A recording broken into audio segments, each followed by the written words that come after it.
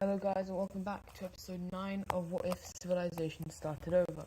In the last episode we had, I think it was stuff over here happening, we had the red team expanding, we had these guys expanding as well, and yeah. Anyways, we're going to head straight into the video, hope you guys enjoy, and don't forget to like and subscribe so I keep making these videos. So we're going to start up over here where we have blue team continue to, or as well, the blue team and the Swedish team eventually finally discovering this area, and they create a peace treaty, or not a peace treaty, but a treaty to show what land each country got. So Norway is gone to that land while the Swedes take all of this. And so now on the Nordic area we now have 3 countries.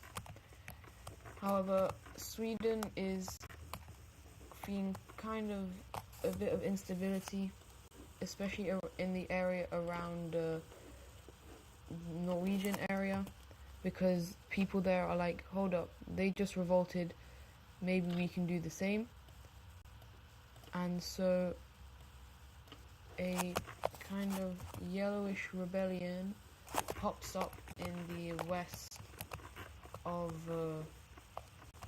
Sweden, as well as a couple, or basically the entirety of this area also breaks away under the same rebellion, as well as the southern coast and a little bit of land over here. And so eventually these lands all connect and this area is completely taken over by by this new government, and eventually the orange team surrenders. And so the peace treaty looks at all of this land, all of this Copenhagen land, and this southern area with the capital becomes its own country. We then have a green country popping up over here. We have a red country popping up over here, and for the final country we have a purple country popping up like this. And so the capitals of these countries, I'm not sure if they have major cities in them. They do. The capital of this one will be right there where the rebellion started. The capital of this one will be on the island, and this one will have it on its only major city up here. And the Swedes will move their capital city down to here. And so now we have a lot more of a fractured Nordic. Finland is still very peaceful and it's very, very stable. Probably the most stable country in the world. Like, there is no chance of a rebellion happening here. Anyways, heading over to England, where it is not very stable or very nice. The yellow team decides they want more land, and so they come in, connecting up with their exclave, and eventually the country is wiped out, and the peace treaty looks, something like that. And now the entirety of Ireland is owned by this country. Now on the British Isles, we have the Welsh country invading up into Scotland. However, with this, we have the white country invading up into Wales, forcing them to take back all their troops and start a bit of a pushback down here. And everything is equal until we have the yellow team getting involved as they make a landing in Scotland as well as Wales, allowing for London to also invade up.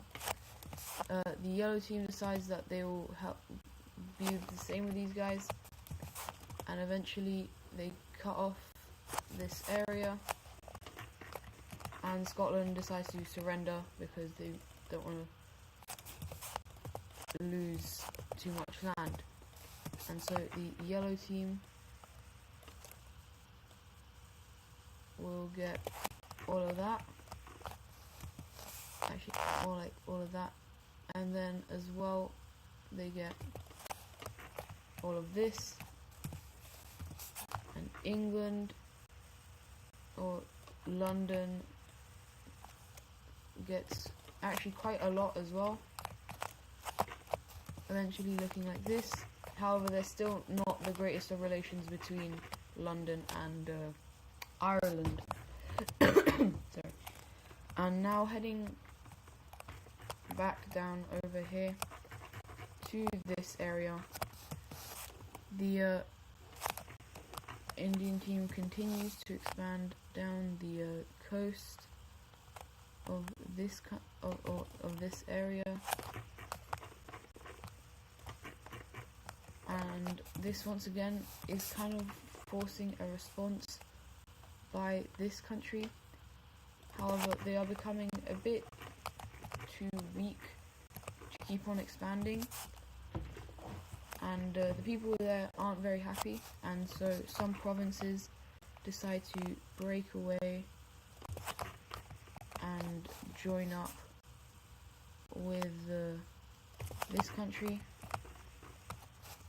Now, it's not many provinces, but it's still quite a few, and probably one of the larger ones up here decides to break away. And so these guys start having ideas whether these guys influence the countries breaking away, but they completely deny anything to have to do with it, and so these guys leave it for now, but they are still having their suspicions on this country. And so now heading over back to here, we have the expansion of China, because they are a very expansionist country, and so they take quite a bit up north here, as well as down here in the south, into land that probably these guys should have taken, but obviously because of their non-expansionist ways, they decide to stay like this and not expand. And then up here, the what do I call it? The trade route country. There's a little bit of a dispute between them and the Mongolian country, but the Mongolian country basically takes some land, but because the trade route country is not very strong, they can't really do much about it, and so they just live with it and say, okay, but please don't attack us. And Mongolia is like, yeah, sure, whatever. And so heading back over to Japan, there is continued exploring by the two countries, and we eventually have the Koreans taking this island, as well as taking the southern two islands of Japan and a little bit of mainland Japan. However, they don't go too far, as this is quite expensive, and obviously they are the strongest country in this area of Asia, but they still aren't very strong. And we also have the orange team taking this, and the reason they can take this is because they have a much easier by foot route rather than quite a large ocean crossing. Anyway, speaking of the Siberian country, they continue to explore quite a lot around the Siberian areas, and we have a bit more of orange team expansion. Once again, there's not many people here, and so they can do this because, well, not a lot of the people, there's not enough people to actually do a proper revolt. And once again, the Koreans do a slight expansion because they don't want to get completely cut out, but they don't want to expand too much because that could eventually lead to a collapse, and so they are very careful about it. Now heading back over to the red team, who's been quite on an expansionist hunt, and they've taken quite a lot of land from different countries, and now they're going to go after this one. Their reasoning, the capital has lots of trade routes, and so they want it. They come in, take the capital, and without the capital, this country is very screwed, and eventually the main areas by the coast disconnect from this area, and it's just game over. The others literally just stop fighting, and so the peace treaty looks something like this, and the capital of this country is moved over. They don't make the same mistake twice, so they move it away from the red team, and yeah.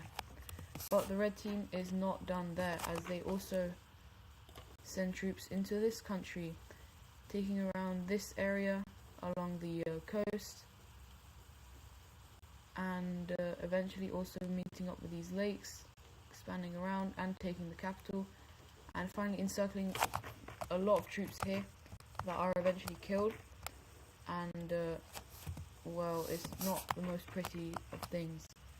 Anyways, the peace treaty looks something like this, and so that will be it for the red team's expansion for now. But as you can see, they are getting very, very large, and they are definitely the strongest and largest country. Maybe the Russian team is larger, but they are the strongest country in the world. Now, heading back over to Morocco, their expansion continues south. However, they don't immediately take this land. As they go south, they keep going south with the help of the Spanish team, as they eventually make it to the area of like the Ivory Coast, and over here they find lots and lots of gold, and so they basically set up like a colony of sorts, and with this the area is explored more and more, and eventually quite a lot of land is taken, and this is sending lots and lots of money back towards the Spanish and the Moroccans, and so they are now getting quite rich, and Morocco then also expands their mainland, except this time a bit inwards, because this area isn't as valuable and not many people live there, so they can expand there without much worry, because there's not it doesn't really matter. There's not going to be a lot of money put in to taking it. With this, we also see the expansion of these pink country. However, we actually have a weird thing happening where these two countries are both incredibly weak, and so they are actually cutting back because this land isn't even that valuable, and well, they lose quite a lot of land. However, the Egyptians are actually doing surprisingly well for not having a coastline, because obviously they are very focused along the Nile River. But they are still probably now the second strongest or third strongest in Africa. These guys are now number one. These guys are actually, because of their coast, I'd say these guys are number two and Egypt's number three in Africa. But there is a massive gap, so it's like these three and then this one very, very far along. Now, speaking of strength, I think I'll do power rankings. So, number 1 is the red team. Number 2, I'd have to say Rome. Number 3 is the Spanish country. I said SAP, that's wrong. Number 4 is the gold country. Number 5 is the northern French team, so I'm just going to call them French team. Number 6 is Korea. Number 7 is the East Indian country. Number 8 is Morocco. Number 9 is the southern French country. And number 10 is actually a tie between between Romania and Russia. So Romania/Russia. So that is the power rankings, and yeah, but they're probably going to change as lots of, and I probably will forget them as well. But let's head over to the Russians, who are once again, I think I said they stopped expanding last time, but they are back to expanding, and they don't take that much actually, but they do take quite a bit. They also continue the exploration of this area,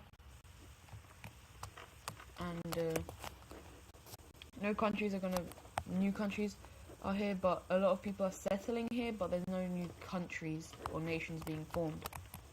Now over here, I'm probably gonna say that a lot of the I'm just gonna say the Himalayas are explored, because I don't really like the grey on the map, because it just looks so much better. And with that, we have a new country, a very strong country actually. I don't know. Okay, I make it like a brown country, and it is formed right here. It's kind of along the Himalayas, but it's a very large new country, and that is because this is actually basically for people inside these areas that don't like these areas, or like don't like the commotion, because these guys are quite far in the Himalayas. Not a lot of people will bother them, and so they are very happy with where they are. Now we also have these guys who just recently lost that war against the red team, expanding because they kind of need to. We also have the orange team expanding out. We have the blue team expanding south like this. We have the red team expanding quite a bit. And then we actually have also another new country. What color could go there? I think like a pink. A pink. Oh, actually, let's go with a very dark. A very, very dark blue. Yeah, I think that's nice. Being formed right here. And these guys are basically the same as these guys there. I don't think they're as much in the Himalayas. These guys are for people who don't really like their homes. It's just new countries being created, really. And one of the final just random countries being formed is a pink country being formed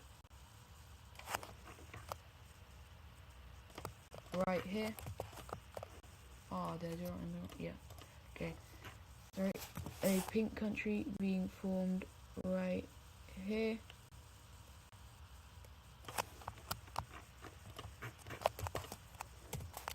And so the capital of this one will be right there. And for the final thing of this video, we are going to have our trade route update. And so for the update today, we have the trade route just sticking out to that capital city. And up here we have Finland continuing the trade route. And then over here it splits into two, one going like that. And then this one kind of goes like this.